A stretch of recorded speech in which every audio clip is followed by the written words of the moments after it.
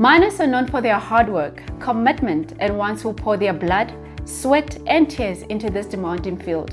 This, however, does not shield them from the dark reality of job insecurity. Today's guest shares his journey on how his career was cut short by the cruel blade of retrenchment at just age 32. George Mokoto is a mining engineer with experience in platinum and diamond mining. He was only 32 when he faced an unexpected turn in his mining career, retrenchment. His story opens a window into the challenges reshaping our industry and reflects the reality many miners face in an era of industry flux. In today's episode, we explore George's journey from the shock of job loss to his search for new opportunities. We uncover the human impact of industry shifts, strategies for navigating career uphills, and the lessons from George's experience.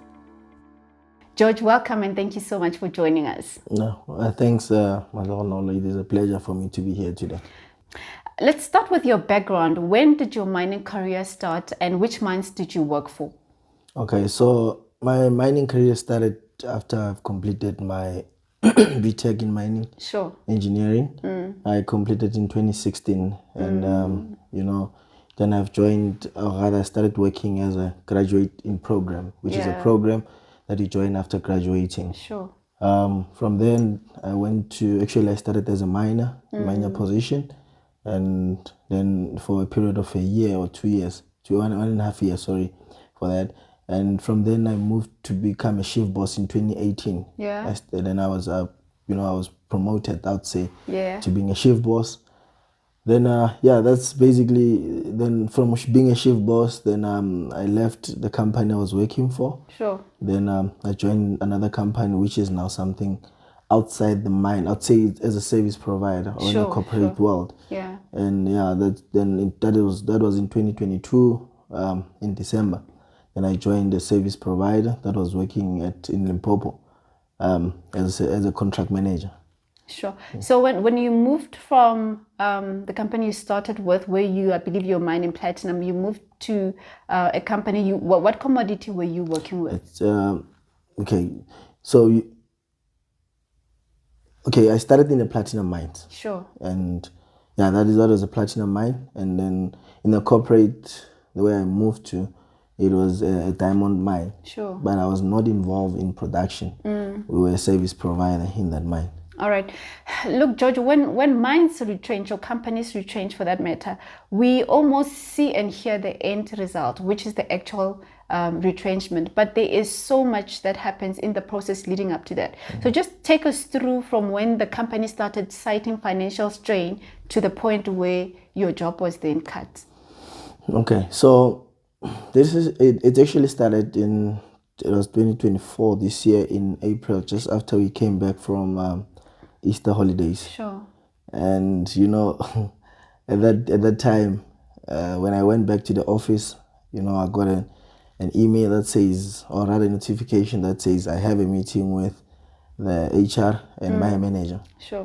So I said, okay, because I was having challenges with labor where I was based. I was having challenges where people were resigning. Some of them were dismissed and all that. So we went to that meeting, and as a normal meeting, we start asking each other, how are you? How was your Easter holidays? And then I got comfortable, to say, okay, look, this is actually a way to start, after from Easter break. So you thought the discussion was around your issues of labor. How do we move from people leaving, resigning, and the ones who were fired? Yes. Initially I thought that is the conversation. However, how it was written, HR meeting, it actually said, okay, but I don't remember in HR meeting. I just saw it when I came back from the Easter break. Okay, then moving forward, when the HR started sharing her screen, that's when I saw possible retrenchment for George Mokoto, which is myself, and I couldn't believe it. It was a total shock. So, but I had to listen. I had to go through that, where they had to read the whole document for me, each and every word has to be read out so that I can understand. So we went through that process of reading and explaining what's going to unfold after this conversation. We're going to have other conversations after that, because I mean, every week we should have, meetings where we're going to discuss. So the first thing was, okay, we look into what are the, other positions that are available within the company where you qualify. And unfortunately at that time, there were no, I'd say, vacancies that I'd say I qualify based on my experience and the qualifications I have. There was one where I had to take a lower, vacancy, which is contract supervisor. And I had to relocate, to Beggarsford, not where I was, and looked at, there's no, obviously, when you do that restructuring, there's some benefits that you're going to lose. Housing allowance, there's also transport allowance that I used to get. And from that, I then made a decision that, look, I'm not going to I'm not going to benefit from this. However, I'm going to lose, because I have to make sure I go to work every day, and I have to find myself a place, So yeah, from that, then I declined that offer that they have extended, or rather that, the vacancy that was available. So yeah, unfortunately then, after that the whole process then of checking what's available, then it came to where now we needed to say, look, I think we need to part ways, because there's nothing available for you at this moment. Sure. And clearly you didn't see it coming. No. How did it make you feel? Did you feel betrayed? Honestly speaking, those are the thinkings. You would think that, to say, but if I knew that this was going to happen, I wouldn't have moved, from. And by the way, it's not like on production I was, they would call them maiwa, in the mining language. I was doing well in my space as a shift boss. I was producing, and so that's why I feel like if I only knew that this would happen. And guess what? Actually, a month before the retrenchment, I had an offer from my previous VP to say, George, we need you back, or rather, George, please come back, and we need people like you. And then I declined the offer. Yeah, because you'd already made a commitment. And with the plans as well, to say, look, I know this company, when it comes to education, they invest. Yeah. So I would like to continue with it. I would like to push and get more qualifications.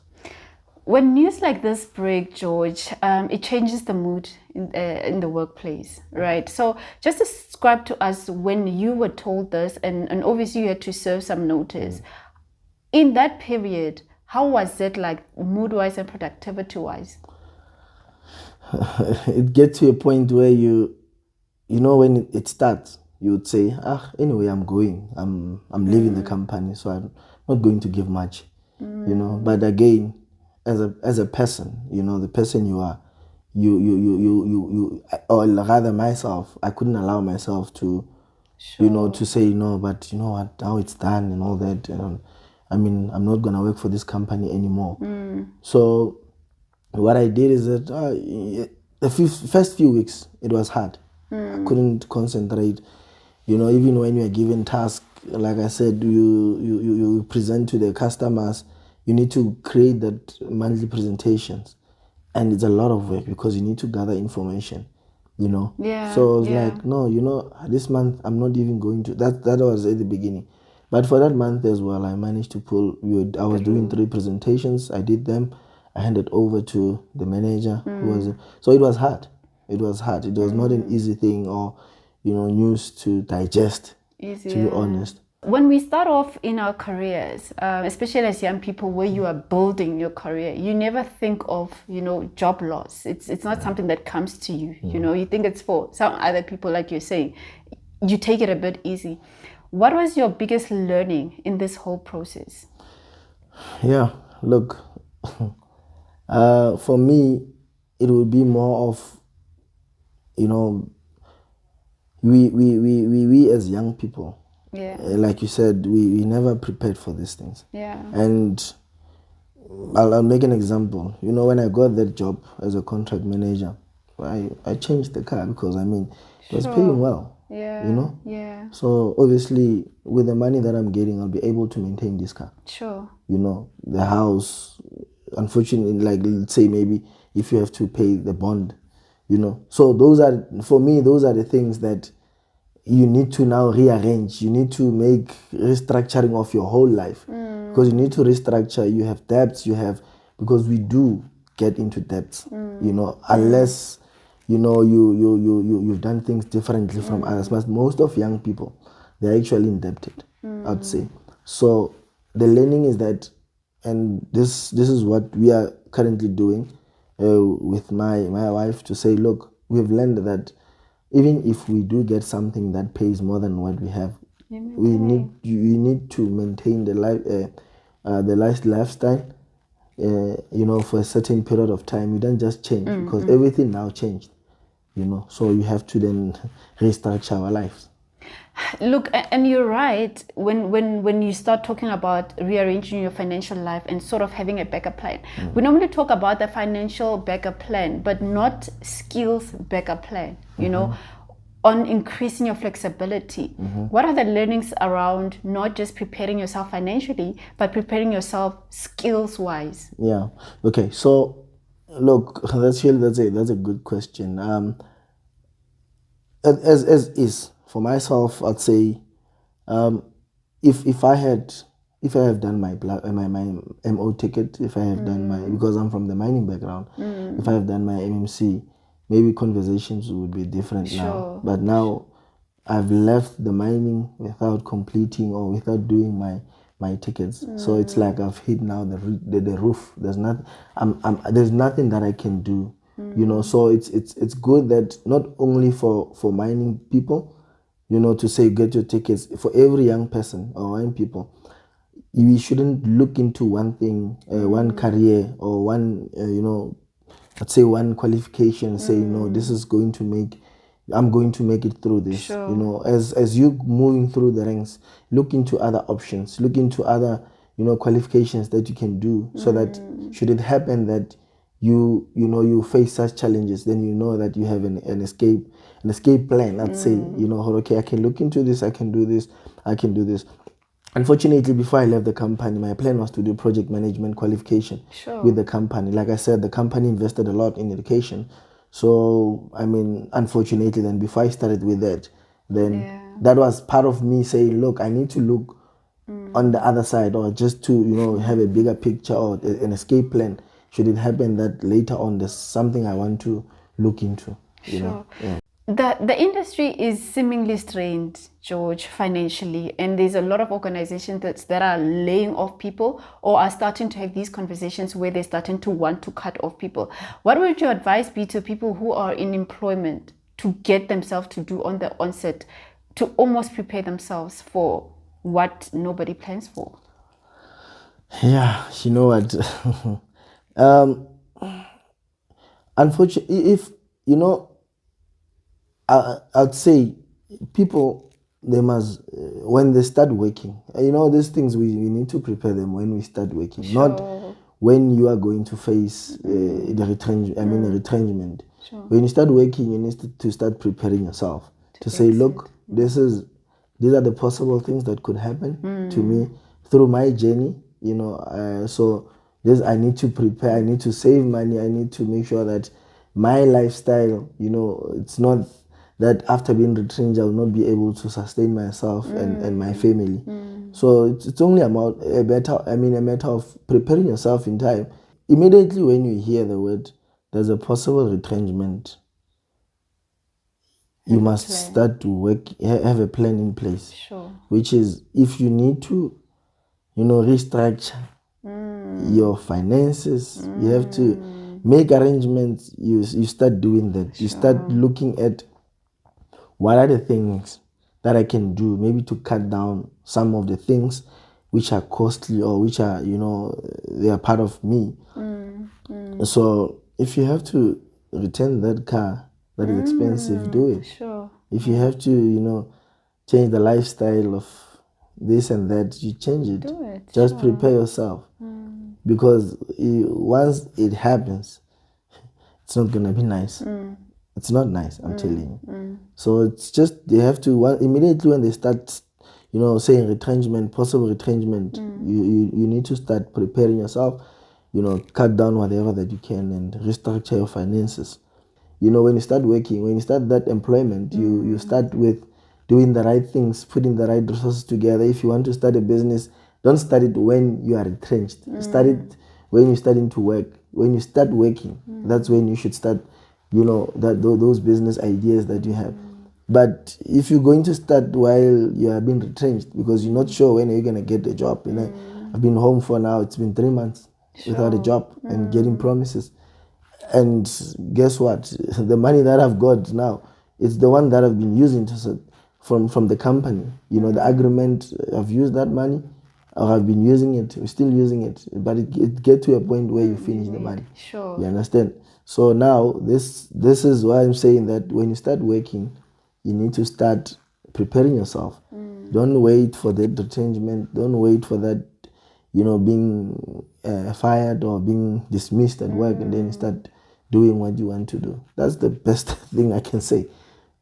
Hi there, I hope you are enjoying the conversation. If you have not yet subscribed, please do so by clicking on the subscribe button on your screen. Also, we really love hearing from you. Drop us a comment and let's keep engaging. Enjoy the rest of the conversation. So George, it's been about 3 months since you've, stopped working. How does your day look like? And what would you say your future plans are? Okay, so with the 3 months that I've been retrenched, sure. At first, I took it as a leave. Yeah. Because since I've joined, the company, I was never on leave. Yeah. When I was supposed to go on leave, my manager had asked me to relieve him because he was on leave. So I said, no, it's fine. I'll relieve you. Yeah. I'll take over and be in charge of the, your responsibilities. So the first month it was a leave. It was no, I know I'll get something. Sure. I know very soon I will have something, and I'll go back to. Actually, I want to go back to production. So the second month, now I've been home. Yeah. Now I've been home. I must get a job. The third month, and remember, there's no more income that is coming. Yes, my wife is working, but we are used to having two salaries, or incomes. So now she's working, and we still need this other income, and just to sustain ourselves. So the recent month, which is now, I think the only thing that keeps me busy is the sports that I'm in. I'm helping young boys in the community through boxing, but when I wake up in the morning, it's just focusing on gym. And also again, this is a good time for me to spend time with my boy. Yeah, I remember I was away for a while, but at first it was nice. Now it's more of now even though I'm enjoying the time with him, I still need to provide for him. So you can imagine that it's nice. Yes, you're taking him to school, you're coming back, fetching him, but when you think of, I still need to provide for him. Sure. So if it wasn't for boxing and being active on that, I think I'd be depressed. Sure. So it's just taking me out of a lot of stress or thinking. My energy is on that. Still sending my CVs to recruiters, and I'm hoping that one of the recruiters will give a positive feedback. But my future plans is to go back to production and pick up where I left off. Sure. I've applied for acceptance for mine overseer. I haven't got the response. I know a lot of graduates are really stressed about that because the DMR, especially for MO, takes time for them to respond. So the plan is to go back to production and just pick up where I left off, because I still believe that I have the potential, on production, and this is where I want to put my focus on. But I'll obviously not say if someone from corporate world offers me a job, I would say no. I'll take the job. Sure. So, George, you mentioned something extremely important around how your ethics at work and how you were known for your hard work and your delivery, and that almost makes people want you. And you just mentioned that your previous company wanted you back. How important is it that people in employment give their heart out to their work to become exceptional, diligent, and you're almost like a person of choice when they want something? How important is that? It's very very important, because you are making I'd say you make your mark. Yeah. You are putting a mark there to say this is George. Sure. And this is what George is made of. So it's very very crucial that you where you are, you do your best. I know the mining, especially production, is not easy. I worked in one of the shafts. They were not producing, or rather we were not producing. And if in the mining industry, as long as the shaft is not producing, then Sure. the environment becomes toxic. Yeah. You understand? So that's why it's very important that you work hard, you motivate your colleagues, the same people as you are, as you in the position, of course, and also your crews. You need to motivate them. I think there's never been a crew that doesn't want to work with me. Sure. That is through being there, visibility, and working with old people. It can be can be challenging. Sure. But you need to take yourself from being a shift boss to their level and try to understand what is it that they want, what is it they're trying to tell you, and how you take it. You don't just take it as it is. You see how can you then take it further. You understand? So it's just hard work and dedication. Sure. That's that. Sure. There is serious financial implications on losing an income. Maybe just describe to us the impact it had on you and your family and just your personal life. All right. So I'd say that, remember when you are being retrenched, I would say it's not only you who's been retrenched. Sure. You have your family, which is your immediate family, your wife, your children. And we are from different backgrounds. From my family, they know if they need anything, they give me a call. Sure. Which is, I'm not talking about my wife, I'm talking about my extended family. I'm one person they call. They can say, George, this is what's happening, can you please assist? Yeah. And they know I'll come through. Sure. So it means that whatever that they used to get, it's not easy for them to get it now. When they have to ask for it, it's not easy for them because they're also thinking that this guy is no longer working.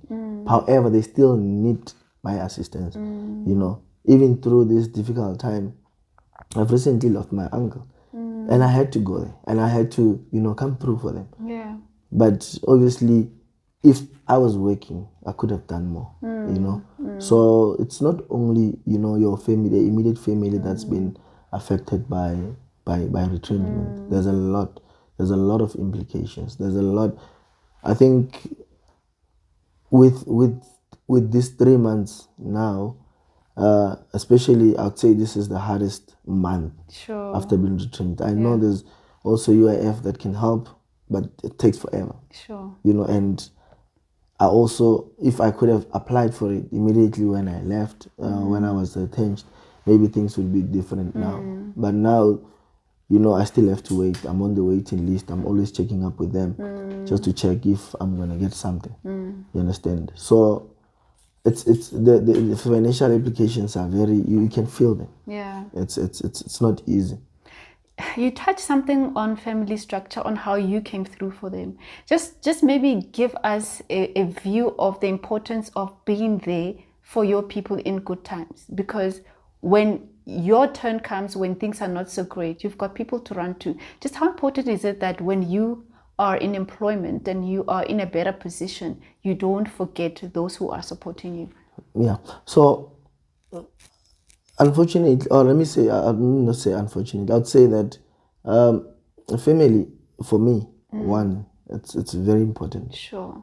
And, based on my family background, I'd say I'm the first one to get that degree to go to varsity, and my younger sister also came, and you know they started getting those, you know, those qualifications after I went to that. So after I went to university, so it's very, very important that, you know, when you are good terms, when you are working, when you do come through to, for family. You help where possible. Absolutely, yeah.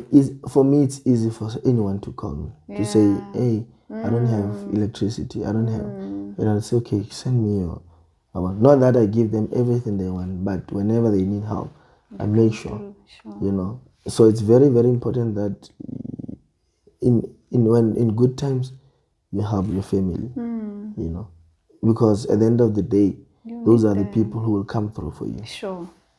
And again, it's not only family. I've made good friends as well from varsity. They're also coming through for me because we've been there for each other. Yeah. You understand? Sure. These sort of things take a toll on us emotionally, mentally, and I mean, how we even portray us, our confidence is also impacted. How would you say this retrenchment has impacted you on a personal level? Yeah, no. You know what? On a personal level, even you are right when you say confidence-wise. And remember, now I'm trying to sneak back to I'm trying to sneak back to production. Yeah. Where something that I've done before, but now there's new leadership, there's new people. They don't know you, they don't trust you, they don't. So you have to convince them. You need to say, look, I can do this. I was doing this. Yeah. And you get to an interview, they tell you with questions. You like, yeah, you know, maybe it's because I've been out of production for some time. You no longer believe in yourself. Sure. You know. Yeah. So the confidence wise, you lose hope. Now there was a time where I lost hope, and I know someone say, yeah, but you're being dramatic. Remember, I'm a married man. I have a family. I have a family to take care of. You know. So the confidence, it goes down. You know how. Fortunately enough for me, I haven't done things that I'd say, you know, some people will start drinking and start doing that, and I'm not at that level yet. Yeah. So, but it's been hectic. It's the experience is, the confidence is bad. It's down. You know, you don't believe in yourself again. You just need someone to say, look, we can still do this. Offer you a job, and then you can still. Sure. Thank you so much for coming through and sharing your journey. I think opening up and being so vulnerable, I really appreciate that, and I just hope that your experience and your resilience will just lead you to new and better opportunities. Thank you so much. No, thanks, Matlaho. No, it was actually nice to be here. Sure. Thank you. Retrenchments are harsh realities for miners, a real seismic shift that's shaking our industry. Through George's story, we've seen that at any age, even at 32, a career can take a sudden fault line. To our viewers at home facing a similar challenge, remember, every closure can lead to a new and promising future. Keep prospecting for opportunities. Thanks for watching. Goodbye and God bless.